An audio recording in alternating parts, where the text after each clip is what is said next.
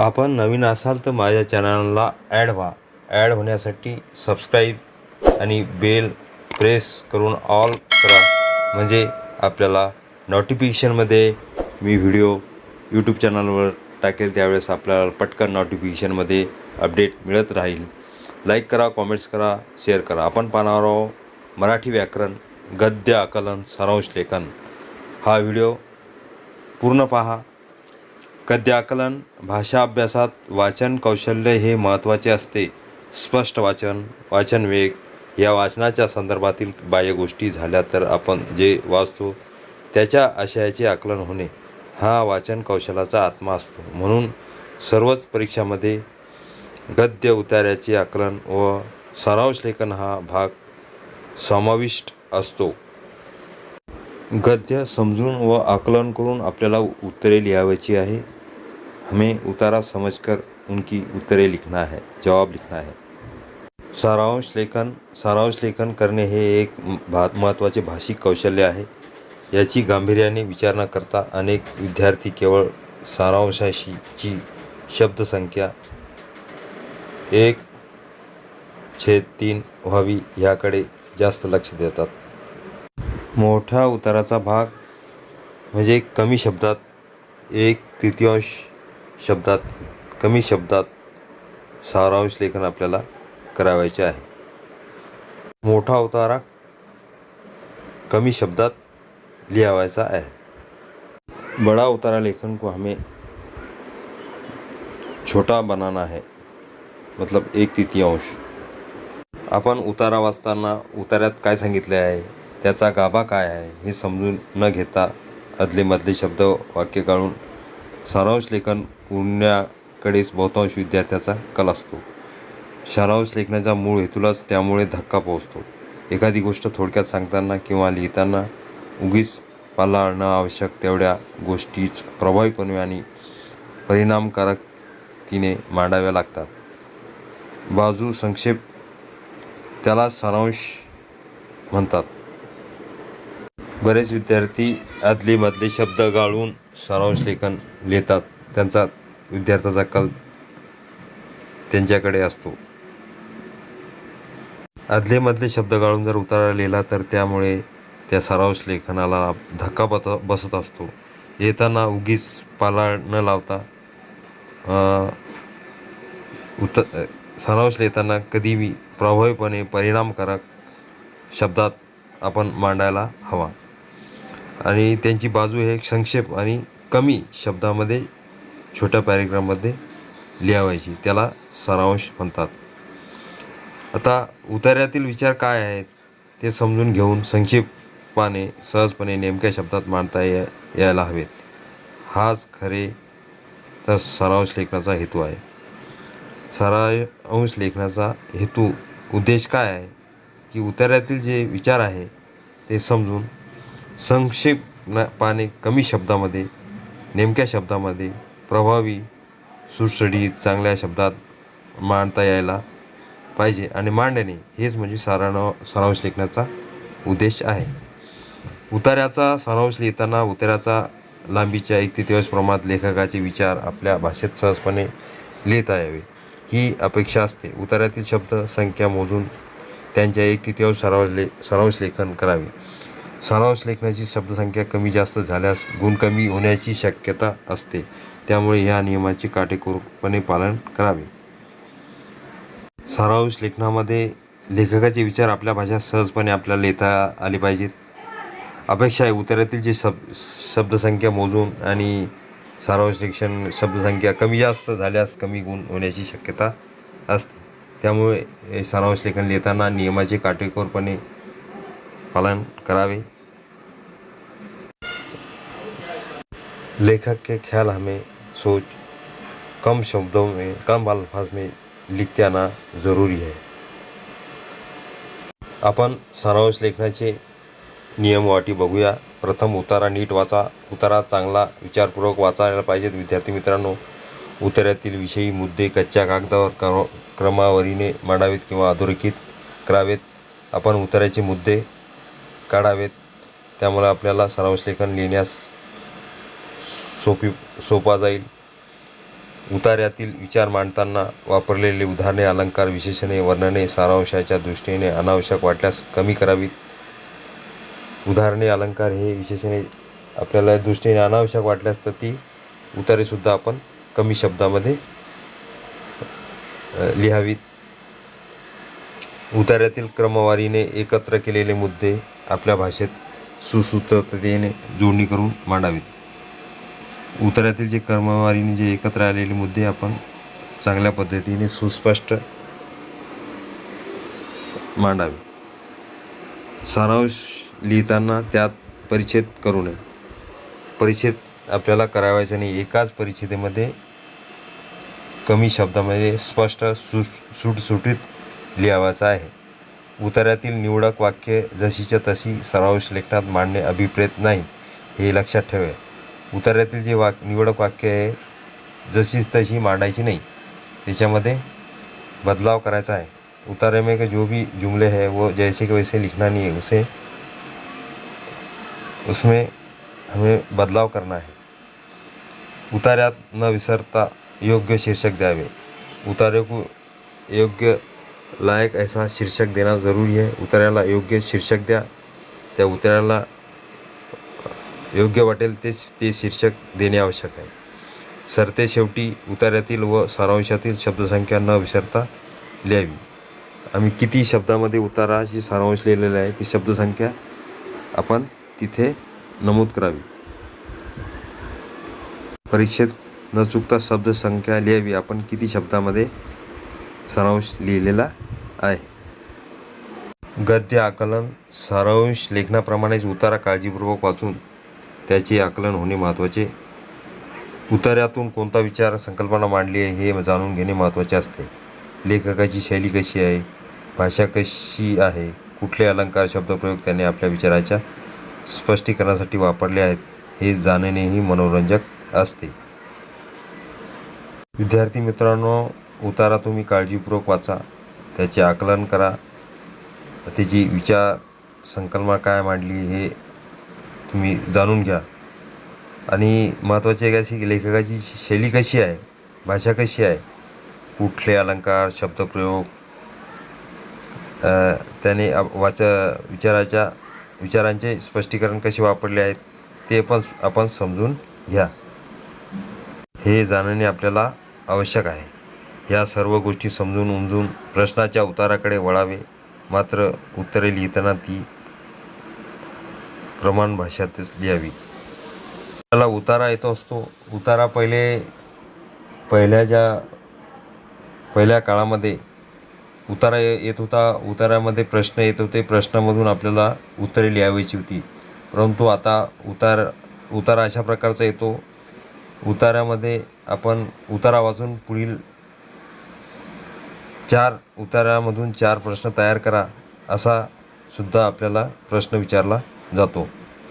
पहिले आपल्याला उतार्यावर प्रश्न विचारले जात, त्या प्रश्नाची उत्तरे आपण लिहित होतो. आता तसे नाही. आता उतारा वाचून आपल्याला उतार्यातील 4-5 प्रश्न तयार करावायचे असा प्रश्न आपल्याला येतो. आपण सारांश लेखनाचा उदाहरण म्हणून उतारा बघूया. दिलेल्या उताराचे 1/3 सारांश लेखन लिहा. आता आपल्याला उतारा दिलेला आहे, ते उतारा पूर्ण वाचून आपल्याला कमी शब्दामध्ये कसा लिहिता येईल ते बघायचं आहे. हमें यहाँ पर उतारा दिया गया है. हमें उसे ये उतारे को कम किस तरह लिखा जाए वो लिखना है. उतारा वाचतो. दुर्बळाला काही करता येत नाही. एक बलवान येतो व शेकडो लोकांना नमवितो. बळ नसेल तर शारीरिक हालचाली नाहीत, ज्ञानुभव मिळणार नाहीत व गुरुसेवाही मिळणार नाहीत. दुर्बळाला हास्य आणि दुःख ठरलेले शरीर सर्व गोष्टीचा पाया आहे. या शरीराकडे दुर्लक्ष करणे हे पाप आहे. तो देवाचा व समाजाचा घोर अपराध आहे. बळ मिळवण्यासाठी शरीराला व्यायाम हवा.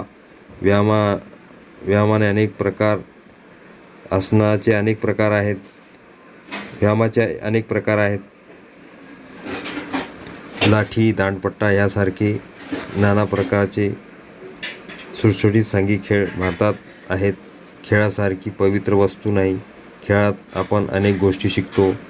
खेळ म्हणजे निष्ठा, खेळ म्हणजे सत्यता. खेळ म्हणजे स्वतःचा विसर असतानाही शरीराचे आरोग्य सुधारते. काम करताना मिळणारा व्यायाम हा सर्वोत्कृष्ट व्यायाम होय. व्यायाम हा सुद्धा काहीतरी निर्माण करणारा हवा. जुने लोक पाहिले तर त्यांची शरीर निरोगी दिसतात, परंतु हल्ली शरीरे तकलुबी उभी झाली आहेत. पांढरपेशांची अशी दैना आहे, तर श्रमजीवी लोकांची शरीरे विसावा अन्न यांच्या अभावी कृश होत आहेत. श्रमहीनास श्रम करावयास लावल्याशिवाय व श्रमिकास भरपूर अन्न व विश्रांती दिल्याशिवाय सुदृढ होणार नाहीत. साने गुरुजीचा हा उतारा आहे. व्यायामाचे महत्त्वाचा आहे. व्यायाम कसा करावा, व्यायामाचे महत्त्व काय या उतारातून आपल्याला समजते. ह्या उताराला आपल्याला 1/3 सारांशमध्ये करावायचे आहे. हमें ये उतारा पढ़े हैं, साने गुरुजी ने लिखा हुआ है. व्यायाम का अहमियत. आता आपण ह्या उताराला 1/3 मध्ये सारांश लेखन करूया. हम इसे 1/3 में कम अल्फाज में ये उतारा लिखेंगे. तर 1/3 उतारा. व्यायामाचे महत्त्व. दुर्बल आणि आपल्या शरीराकडे दुर्लक्ष केले तर तो देवाचा व समाजाचा अपराध आहे. त्यांनी बळ मिळवण्यासाठी लाठी, दांडपट्टा ह्यासारखे खेळ खेळावेत, कारण खेळ म्हणजे पवित्र निष्ठा, सत्यता व स्वतःचा विसर असतानाही आसनांनी सुद्धा आरोग्य सुधारते. शारीरिक कष्ट हा सर्वोत्कृष्ट व्यायाम आहे. मागील पिढीतील लोकांची शरीर निरोगी, तर हल्लीच्या लोकांची शरीर तकलुबी झाली आहेत. हल्ली कष्टकऱ्यांची शरीरे विश्रांती व अन्नाअभावी कृश आहेत. श्रमहीनांना कष्टाची कामे व श्रमजीवींना भरपूर अन्न व विश्रांती दिल्याशिवाय देश समृद्ध होणार नाही. अशा प्रकारे आपण व्यायामाचे महत्त्व ह्या उतारा 1/3 मोठ्या उताराला 1/3 भागामध्ये केलेलं आहे. व्यायामाचे महत्त्व ह्याला उताराला शीर्षक दिले आहेत. एकाच परिच्छेदमध्ये आपण हा 1/3 उतारा केलेला आहे. शब्दशैली आणि एकाच परिच्छेदमध्ये केलेला आहे. हमने ये उतारा 1/3 हिस्सों में कम अल्फाज में लिखा है. अशा प्रकारे विद्यार्थी मित्रांनो, आपण सुद्धा मोठा उतारा हा कमी शब्दामध्ये कसा लिहिता येईल आपण सुद्धा चांगल्या प्रकारे लिहू शकता. आपल्याला परीक्षामध्ये स्पष्ट आणि प्रभावी भाषेत आपण जर लिहिला तर आपल्याला मार्क चांगले मिळतील. आणि आपल्याला परीक्षेमध्ये उताऱ्यातून प्रश्न तयार करा असा आपल्याला प्रश्न येतो. गद्य आकलनमध्ये एक उतारा दिला जातो, तो नीट वाचून त्यावर आधारित 4 प्रश्न तयार करायचे असतात. ते 4 प्रश्न कसे तयार करावेत की त्याची उत्तरे प्रत्येकी एका वाक्यात येतील. त्या उताराच्या गद्य आकलनमध्ये असे प्रश्न 4 प्रश्न तयार करायचे आहेत, त्याची उत्तरे एका वाक्यात येतील. असे छोटे छोटे प्रश्न तयार करायचे आहे. लक्षात ठेवा. आपल्याला नियम बघूया. प्रश्न कसे तयार करायचे उतार्यावरचे. हमें ख्याल दो, हमें उतारा में से किस तरह सवाल तयार करना है. उतारा नीट काळजीपूर्वक वाचा. उतारा चांगला मनाने वाचा. अच्छे दिलोजान से उतारा पढ़ो. त्यातील काही वाक्य अशी निवडा की त्यावर एका वाक्याचा प्रश्न तयार करता येईल. उसमें से त्यातून असे वाक्य निवडा त्यातून एका वाक्याचा प्रश्न तयार होईल. उसमें से ऐसे जुमले चुनो जो कि तुम्हारा एक वाक्य प्रश्न का उत्तर एक वाक्य में आएगा. इस तरह के प्रश्न तयार करना है. ज्या प्रश्नाची उत्तरे उतार्यात असतील असेच प्रश्न तयार करा. उत्तरे उतार्यात नसलेले प्रश्न ग्राह्य धरले जात नाहीत. उतारामध्ये जे आपल्याला वाक्य दिलेले त्यानुसारच प्रश्न तयार करा. उतार्यात नसलेले प्रश्न तयार केले तर आपल्याला त्या प्रश्नाला मार्क मिळणार नाही. उतारे में जो वाक्य दिए हुए उसमें से सवाल बनाना है. प्रश्नाच्या शेवटी प्रश्नचिन्ह द्या. का, कुठे, कधी, केव्हा, कोणाला, कशाला इत्यादी प्रकारच्या प्रश्नाची रचना करण्याचा नियमित सराव करावा.